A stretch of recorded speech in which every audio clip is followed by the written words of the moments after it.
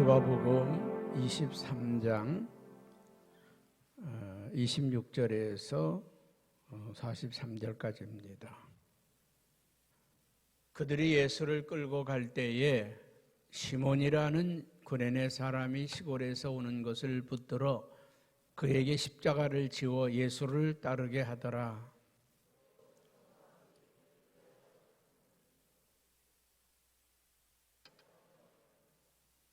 예수께서 돌이켜 그들을 향하여 이르시되 예루살렘의 딸들아 나를 위하여 울지 말고 너희와 너희 자녀를 위하여 울라.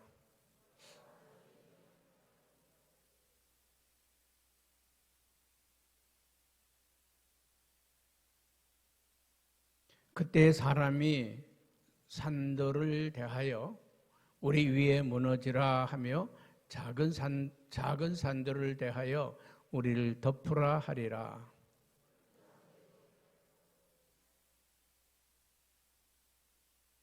또 다른 두 행악자도 사형을 받게 되어 예수와 함께 끌려가니라.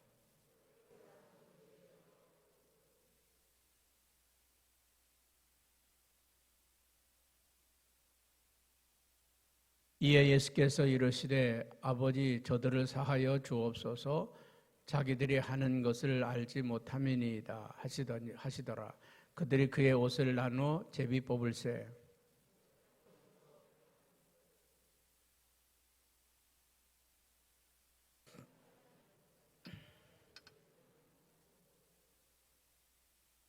군인들도 희롱하면서 나와 신포도주를 주며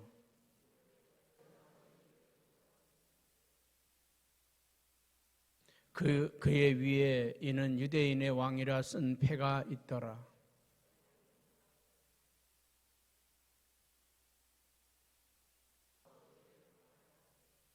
하나는 그 사람을 꾸짖어 이르되 내가 동일한 정죄를 받고서도 하나님을 두려워하지 아니하느냐.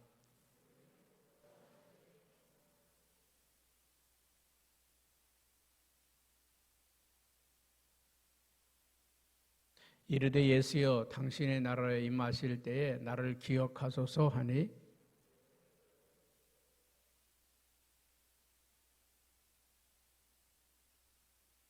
아멘. 할렐루야. 여러분 승리하셨습니다. 40일 동안 이제 열심히 정말 한 번도 안 빠지고 열심히 나온다는 건 대단한 일인데 하여튼 승리하셨고요. 그래도 한두 번이라도 빠져도 열심히 따라오신 분도 수고하셨습니다. 할렐루야. 하나님께서 여러분에게 큰 은혜와 복을 주실 줄로 믿습니다. 끝나고 가실 때 저 뒤에 보면 맥반석 계란이 준비되어 있습니다. 맥반석으로 구운 계란입니다. 아주 맛있게. 그리고 또 이제 맥반석으로 구워서 뭐 한 달 안에는 이상 없이 드실 수 있습니다. 여러분들이 그렇게 하시고 가실 때 자기가 빠진 숫자만큼만 옆에다 빼놓고 가져가시면 되겠습니다. 40일 동안에. 너무 많이 빠진 사람은 10개만 빼놓고 가져가시고 남은 건 우리가 주일날 또 쓰겠습니다. 그러니까 걱정하지 마. 남는 거 어떻게 하냐고 걱정하지 마십시오. 하여튼 여러분 그동안 수고했고요. 오늘 처음 온 분도 10개만 빼놓고 다 가져가시고 열심히 기도했는데 하나님이 주시는 축복은 더 크고 더 아름다운 열매들로 준비될 줄로 믿습니다. 우리가요 이 세상에서 받는 건 아무것도 아니고 하늘나라에서 받는 상급이 크다. 이 땅에서도 하나님은 상급을 주신다. 아멘. 여러분 하여튼 금년 한 해는요 40일 기도 끝났다고 끝난 게 아니에요. 금년 한 해는 말씀과 기도로 무장하고 승리하시기 바랍니다. 지금 우리는 알지 못하지만 엄청난 이 풍랑이 지나가고 있는 거거든요. 태풍이 지나가고 있는 거거든요. 코로나19라고 하는 이 엄청난 태풍이 지나가고 있어요. 아닌가요? 엄청난 이 코로나19 태풍이 지나가고 있습니다. 이 세계를 완전히 그냥 스톱시키는 이런 엄청난 풍랑이 어디 있습니까? 그런데 우리는 이 풍랑을 즐기고 있고, 아멘, 잘 타고 있습니다. 이 풍랑이 지나가는데 코로나19가 있었나? 그런 게 있었나? 아마 그 정도로 우리가 지나갈 줄로 믿습니다. 금년 한 해는 여러분 말씀 붙들고 승리하고 기도하며 승리하시기 바랍니다. 하여튼 금년 한 해는요, 어쨌든지 여러분 말씀 붙들고 승리하고 기도로 승리해야 돼요. 할렐루야. 내년에는 막 그렇게 하라고 안 할 테니까 하여튼 금년에는요, 새벽도 끝나도 계속 기도해야 되고, 아멘. 어떤 분은 마음에 그렇게 먹은 분이 한 분 계셔. 야, 이게 해방이다. 해방 아니요. 이제 시작이에요. 아멘. 이제 기도가 습관이 됐잖아요. 보세요. 월요일날도 아침에 딱 일어날 시간 되면 딱 눈 떠지고요. 눈 떠지고, 이제는 끝났어가 아니에요. 계속 오세요. 아멘. 할렐루야. 이제 또 금년 말까지 샤우팅 끝나보세요. 내년에 이제는 해방이다 아니거든. 아니요. 말씀 없으면 못 살아요. 할렐루야. 그러니까 그만큼 이제 아주 그냥 성경 안 보면 몸이 막 근질근질해서 못 살 정도 되고요. 새벽기도 안 나오면 막 그냥 뭔가 뭐 찜찜하고 뭐 그 정도는 그래야 신앙생활 하는 겁니다. 해방이다 그러면 뭔가 잘못됐어요. 이제 앞으로 말씀과 기도로 승리하시기를 축복합니다. 자, 오늘은 십자가에 못 박힌 예수 그리스도. 참 어쩌면 이렇게 연구를 참 많이 했겠지만 우리가 지금 쭉 그냥 순서대로 읽어왔잖아요. 누가복음을. 그렇죠? 근데 오늘 예수님 십자가에 못 박힌 날이잖아요. 어쩌면 이 날에 이렇게 딱 맞춰놨는지 모르겠어. 하나님께서 오늘 우리에게 주신 은혜가 클 줄로 믿습니다. 자, 예수님이 십자가를 지고 골고다 언덕을, 해골이라고 하는 그 땅으로, 골고다 언덕으로 지금 올라가시는데, 그 모진 고난과 핍박을 다 받으신 주님께서 그 40kg가 넘는 그 무거운 십자가를 어깨에다 메고 올라가는데 몇 번이나 쓰러졌다고요? 3번이나 쓰러졌다고 그랬습니다. 너무 이제는 기진맥진해서 더 이상 일어날 힘이 없으니까 이 병사가 이렇게 둘러보다가 아주 힘이 떡대 같은 장사 같은 흑인 한 명이 딱 서 있어. 야, 일로 와. 그냥 괜히 구경 갔다가 많은 사람들이 예수님의 그 십자가 지고 가는 그 모습을 지켜보다가 구경하다가 우리가 이제 골고다 언덕 그러면 무슨 뭐 산에 있잖아요. 산에 올라가는 것처럼 생각하는데 산에 올라가는 그런 언덕이 아닙니다. 그런 언덕이 아니고 골목 있죠. 골목 언덕입니다. 그러니까 이제 그 양쪽에 뭐 집들도 있고 이렇게 이제 골목길 동산되는 골목길 올라가니까 문을 열고도 쳐다볼 거 아니에요. 옥상에도 오래 쳐다보고 뭔가 하고 쳐다보고 사람이 막 떠들고 난리치면 그냥 있습니까? 창문 열고 쳐다보고 옥상에 올라가서 쳐다보고 그리고 그냥 궁금하니까 뛰어내려와서 그냥 뭔 일인가 하고 쳐다보고 뭐 사람들이 모여와서 웅성웅성 쳐다보고 있었습니다. 그때에 이 구레네라고 하는 곳에서 온 시몬이, 흑인 시몬이 지금 그 병사의 눈하고 마주친 거예요. 그 눈이 마주치고 이리 와. 그냥 아무 생각 없이 거기 구경 갔다가 붙들려 가지고 야 이거 대신 줘. 그 예수님의 십자가를 짊어지고 뭐 아무것도 모르고 그가 이제 십자가를 치고 올라가지 않습니까? 26절 한번 같이 한번 봅니다. 시작.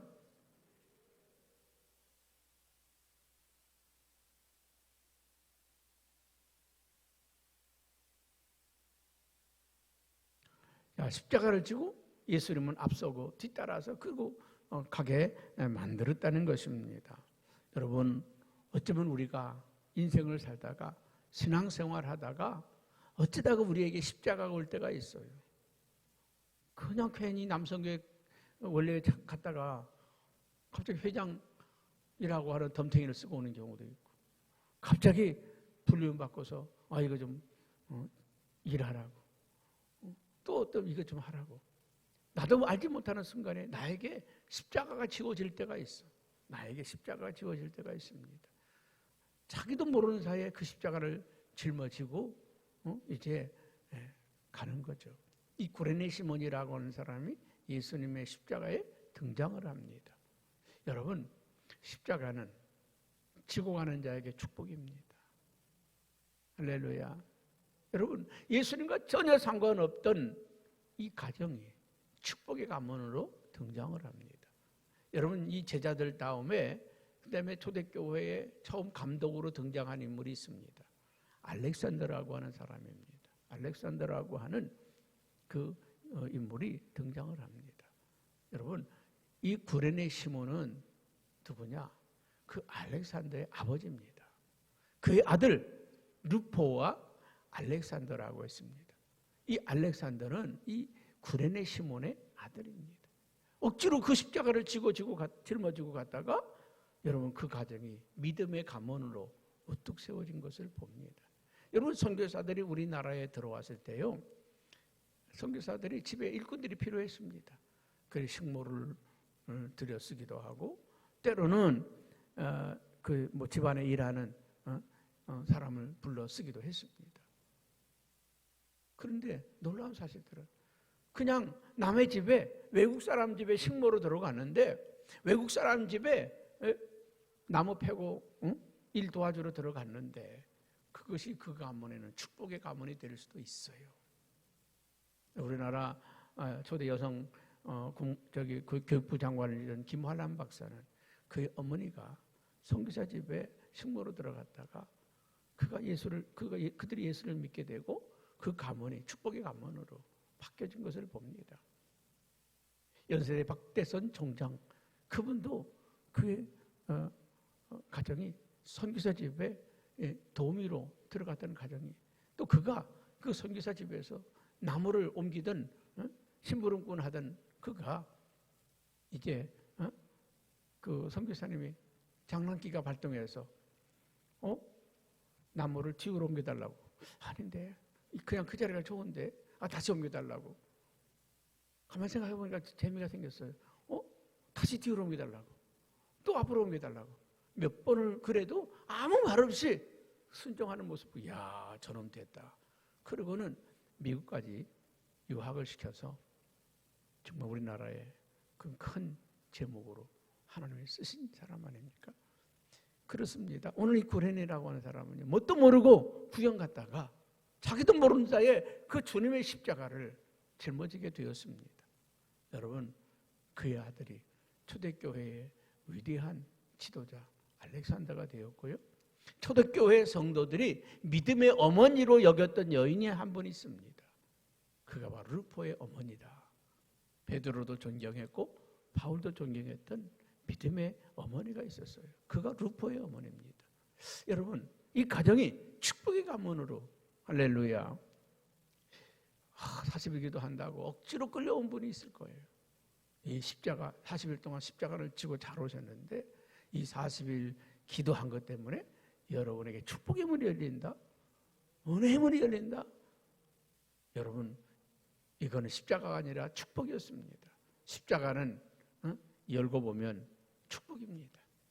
우리에게 주어진 십자가 기쁨으로 지고 가는 저와 여러분 되기 바랍니다. 그래서 예수님께서도 누구든지 나를 따라오려거든 자기의 십자가를 지고 따라오라.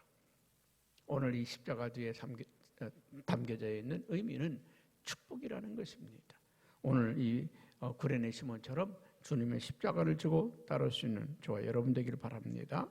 그리고 27절, 28절에 보면 우리 한번 27절 한번 같이 봅니다. 시작.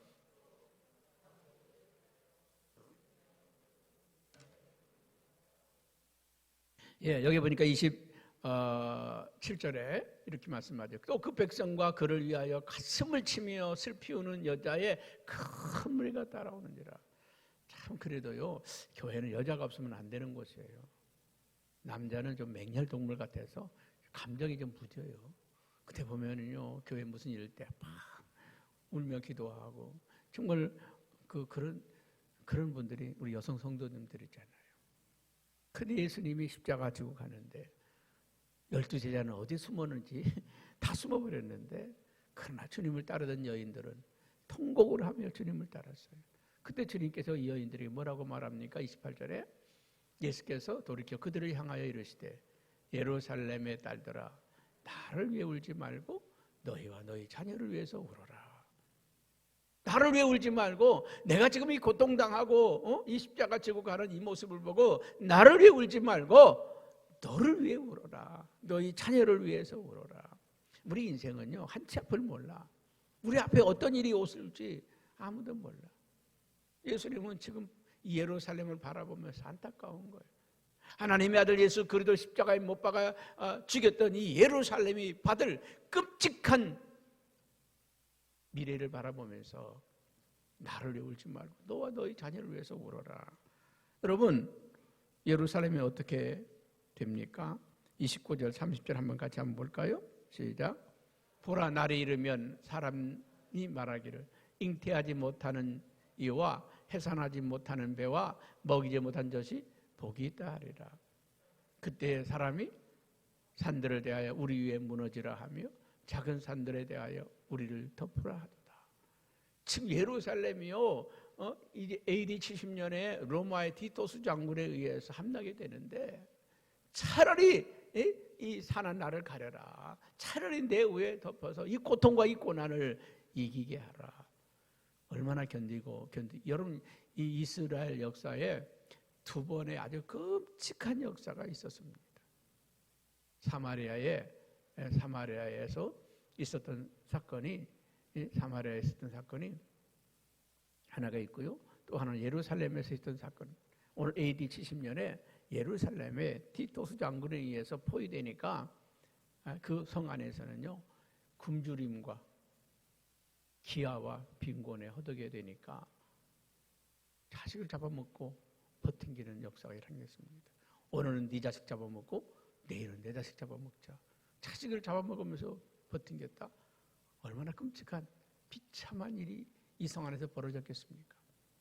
정말 말할 수 없는, 그리고 그 성이 무너지니 돌 하나도 돌 위에 남지 않고 완전히 박살이 났습니다.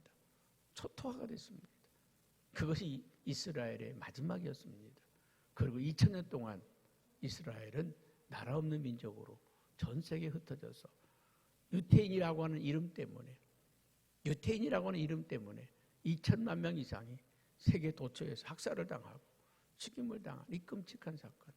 여러분, 그게 말 한마디, 예수를 십자가에 못 박으면서 이 죄를 우리와 우리 자손에게 돌리라. 이 죄를 우리와 우리 자손에게 돌리라. 여러분, 말 한마디 때문에 내 인생이 무너질 수도 있고, 말 한마디 때문에 내 자녀들의 인생이 무너질 수도 있다는 사실을 기억하세요. 말 한마디 때문에. 그래, 그 죄는 내가 다 받겠다. 그 얼마나 무서운 말인지 몰라요. 여러분, 그들은 예수를 십자가에 못 박아 죽이면서, 무죄한 예수님을 십자가에 못 박아 죽이면서 이 죄를 나와 나의 자녀들에게 돌리라. 그 말 그대로 예루살렘이 무너지면서 이 유대인들은 예수를 십자가에 못 박은 그 죄값을 치르게 되는데 어마어마한 불행하냐. 그래서 예수님 그걸 보면서 나 위해 울지 말고 너를 위해 울어라. 너의 자녀들을 위해서 울라고 주님이 말씀하고 있는 것을 우리가 보게 됩니다. 그리고 오늘 34절 한번 같이 읽어볼까요? 34절입니다. 시작.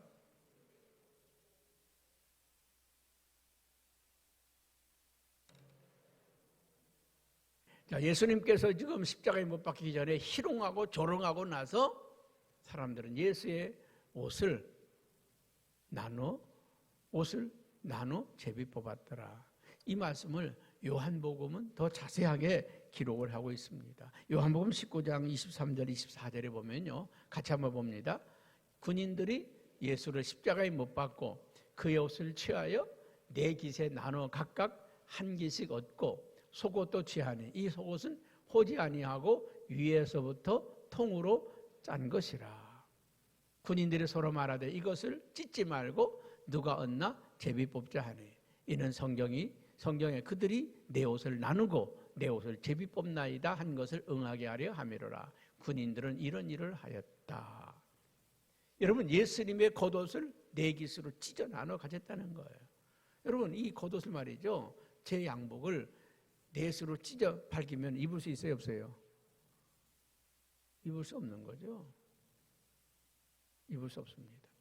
이것은 다시 말해 이스라엘이라고 하는 나라를 옷을 네 깃으로 찢듯이 완전히 찢어졌다는 거예요. 완전히 찢어진다는 겁니다. 이스라엘이라는 나라가 완전히 찢어져서 다시는 쓸모없는 그런 나라가 된다. 그런 의미고요. 속옷은 한번 23절 한번 같이. 속옷은 호지 아니하고 위에서부터 통으로 짠 것이다. 이 속옷은요, 위에서부터 밑에까지 실 하나로 쫙 짜여진 옷이라는 거. 그런 옷 있어요? 어쩜 예수님께서 그 옷을 입으셨을까? 위에서부터 밑에까지 하나도 끊어지지 않은 실 하나로 짜여진 옷을 입었더라. 근데 그 옷은 어떻게 했다고요? 제비 뽑아 어떻게? 제비 뽑고 한 사람에게 주었다는 거예요.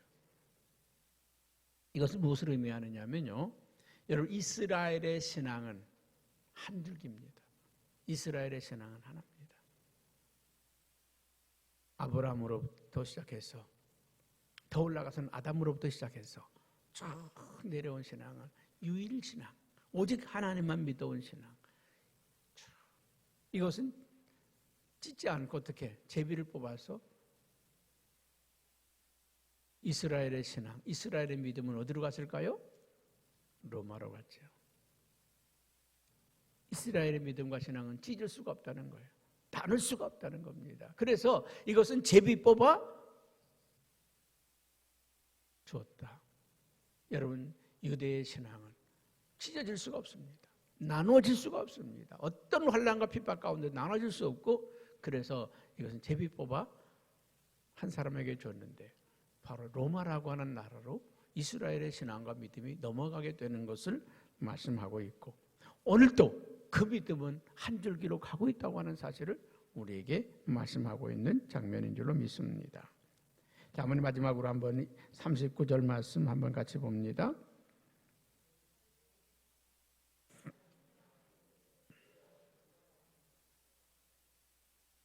예수님이 십자가에 달릴 때 양쪽에 두 강도가 달렸습니다. 왼쪽 강도, 오른쪽 강도가. 자, 왼쪽 강도는 예수님을 향하여 비방합니다. 네가 그리스도냐? 너와 우리를 좀 구원해봐라. 네가 그리스도라면 이 십자가에서 우리를 좀 구원해봐라 하고 조롱을 합니다. 근데 그 오른쪽에 있던 한 강도는 뭐라고 얘기합니까? 40절에 하나는 그 사람을 꾸짖어 이르되 내가 동일한 정죄를 받고서도 하나님을 두려워하지 않느냐? 우리는 합당한 죄를 받고서도 늘 하나님 두려워하지 않느냐? 41절입니다. 우리는 우리가 행한 일에 상당한 보응을 받는 것이니 이에 당연하거니와 우리가 받는 벌은 십자가를 지기에 당연한 벌이, 흉악한 벌이지만 그러나 이 사람이 행한 것이 옳지 않은 것이 없느니라. 이 사람은 잘못한 죄가 없다. 그런데 왜 조롱하느냐 그 말이죠.